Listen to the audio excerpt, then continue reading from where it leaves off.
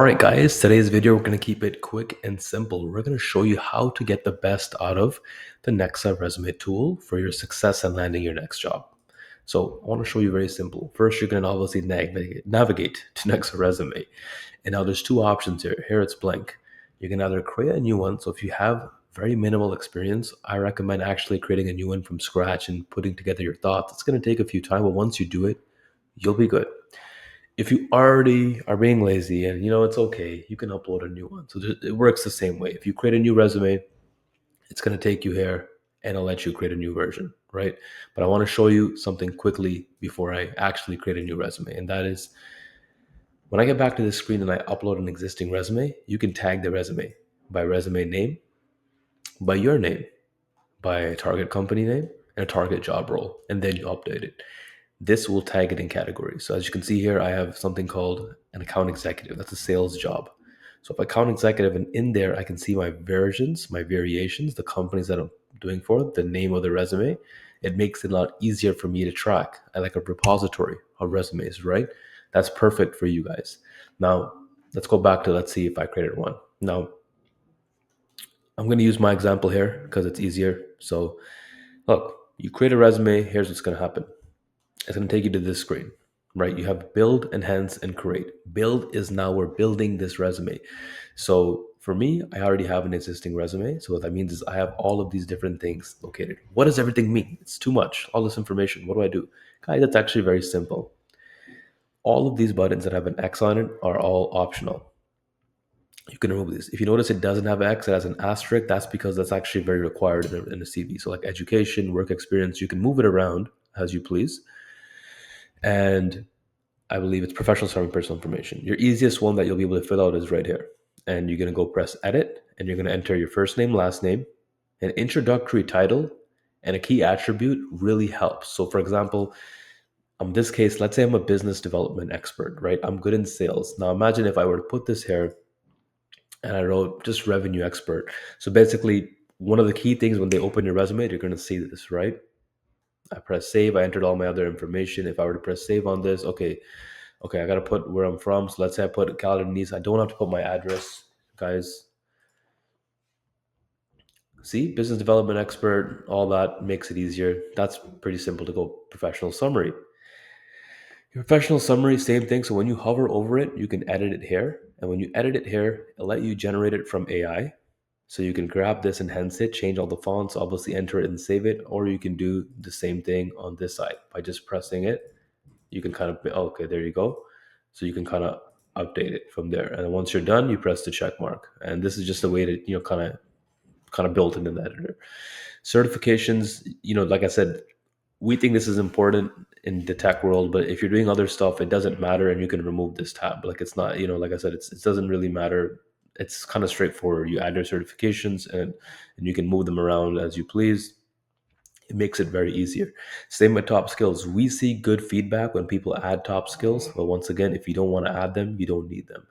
And work experience, it works the same way. You can kind of put it here, you can move it around, right? So you can move your work experience around, or you can kind of edit it here. If you double click it, so I can edit it here, or I can just go to my work experience and select the work experience, edit work experience, delete work experience. So I'm going to edit my work experience and the same thing sums up. But this time, you get your key achievement, which is important, right? Key achievement shows them summarized. I don't have time. I get to do it for you. It makes it important.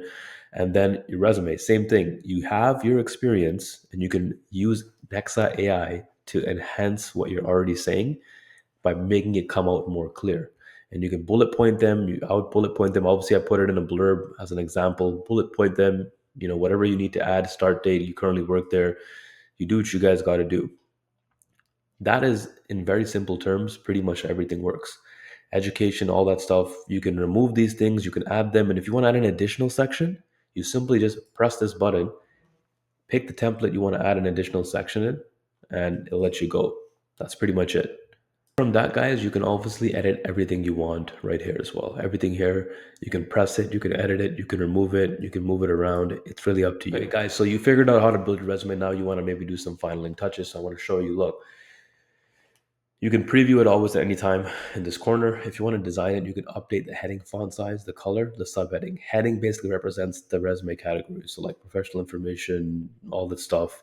Subheading usually your job titles. I mean, I usually keep it the same and the font the same. It's very basic. We just thought we'd add a little extra for you in case you want it. Not that you need it, right? And that's pretty much it. Once you're done here and you feel like, you know what, I'm satisfied with what I have here, I probably removed, for example, let's say I removed publications. I don't need that. Okay, cool. I'll remove it. Disappeared, updates, it disappears. I'm just going to go next. Now, if you want, you can enhance the resume as a whole with a job description. You can obviously skip this part, but let's say you already, or let's say I already used the AI enhancer in the previous step for like my specific experience, and I'm like, no, I don't want to go a bit more. You don't have to, but you can, and it helps.